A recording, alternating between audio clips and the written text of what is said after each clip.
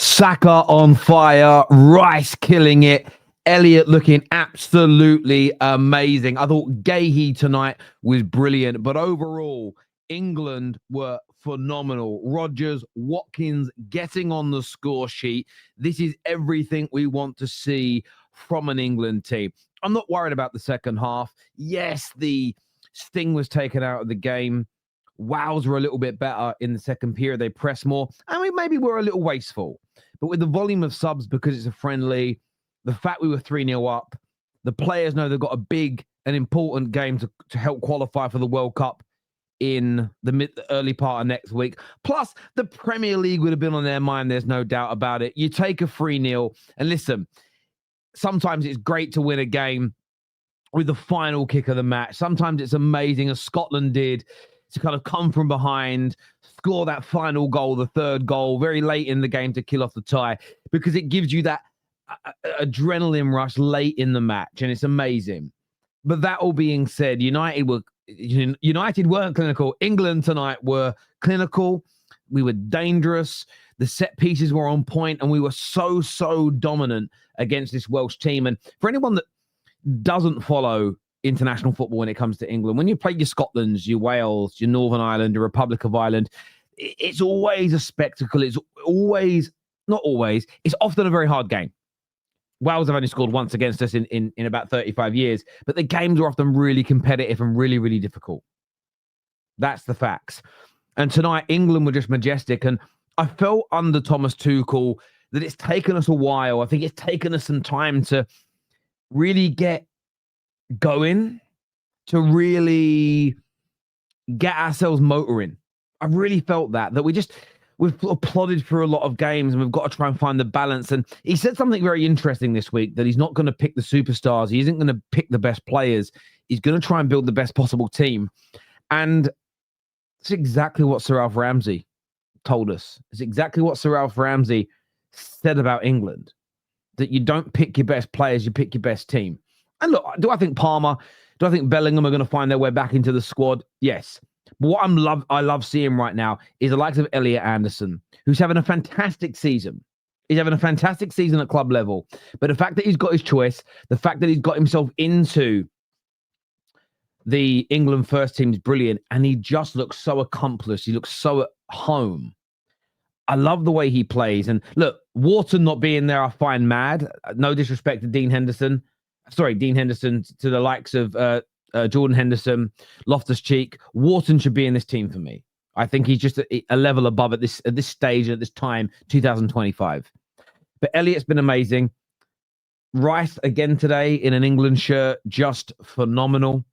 Forget how good the set pieces were. It was just his leadership. It was his dominance. It was his presence in this game. The man is an absolute phenom. And yes, I see the only criticism I ever agree with, or not even criticism, could sort of breakdown of his game, not the greatest on the half turn with the ball, but every single other element, his progressive passing, his carrying, his ability to create opportunities, his crossing, his set pieces, his leadership in terms of organization, keeping everybody level-headed, helping to set that tempo, not just with his play, but with his presence on the football pitch as well. Them two in the middle, I thought were fantastic today. I felt Anthony Gordon out wide did a good job, came central as well in the second half. Look, Watkins and Rodgers both had quite tough starts to this season at club level. But do you know what I love about what Thomas Tuchel's doing? He's not worrying about club form per se. Because we do that a lot as England fans. We're stupid. We as England fans are often stupid. Pick the players in form at their club level. No, you've got to create a club mentality at international level. You can't just be dropped from a squad that you're playing well in. Both played well tonight for England because you're not doing it at club level. There's got to be a marry-up. I said the same thing when Maguire was killing it for England, and I still don't understand why he's been dropped. He's never put a foot wrong for England. He should be there, really. But they're doing the right thing there with Rodgers and Watkins. Defensively, very, very sound tonight overall. Gahey helping set up a goal. Brilliant. I get why Liverpool want him. We all know why Liverpool want him. He's a fantastic defender. But he's good on the ball. He was a threat from set pieces. I loved how he set the first goal up. I love that kind of the attitude in that moment. Could have just let that ball run out and gone, oh no. but he didn't. He fought for it, kept it alive, scored. But I want to speak about Bukayo Saka. I want to have a chat. Firstly, the goal. Bukayo Saka's goal was world-class at any level, at any moment, ever, point blank, period. Out of this world. Amazing. Fantastic. Brilliant. It truly, truly was brilliant. Can't deny it, won't deny it. Well done, Saka. The strike was amazing. If you watch it in slow-mo as well, he does this thing where my comparison is going to probably freak a few of you out here. I like a bit of ice hockey. And sometimes in ice hockey, when someone does, I don't know what the words for it are. I'm only using the words I know here in England. Sometimes someone will do it like a sort of a dummy or a deke, I think they call it in hockey. And they'd go out for a third, they go in, they go out. And as it goes out for the first, they look like they're going to shoot. And they kind of just leave the hockey stick up. And they let the ball go wider, and then they shoot. And it's like an extra dummy. And Saka did that tonight. Sold his man once, sold his man twice. And on the second dummy, he lets the ball continue rolling. And if you watch it in slow-mo, it's even more beautiful. It makes you think the ball's getting away from him. But then he changed his body shape, just as they do in hockey. And he hits the ball with his foot to a point where the defender isn't going to be able to get there because he allowed the ball to run. But he stops himself moving. So the defender is going to follow the body of the player and not the ball. And as he's following Saka's body and stops, the defender's going to think the ball's there still. But Saka lets it run, and then he kind of elongates his leg, leans back, hits it with the instep, and it swerves into that far corner, and it's beautiful. And the strike's amazing. Goes into the top corner, all brilliant. But it's that kind of dumb, I don't know what you call it. It hasn't even got a name. But he just lets that ball run a little bit further. Amazing. But it was his overall performance tonight. And there was a lot of questions, and we'll be talking about this on Straight Facts on the Football Terrace tomorrow. By the way, hit like button, subscribe, share, hype, get it done. There was this, having this conversation, I want to ask Don. And Don's my bro. Killed it this week on SDS. Love him to bits. And it's always about conversations. It's never about calling people out. It's conversations. There were question marks whether Saka was going to get his explosiveness back, whether Saka was going to get back to his best where he could really sprint and run at fullbacks and work really hard the whole game. And I know he came off after about 70 minutes tonight. But in the last couple of Premier League games since returning, I know he had that little injury earlier on this season. Back end of last season, he was sluggish in games. I'm not going to deny it, he was.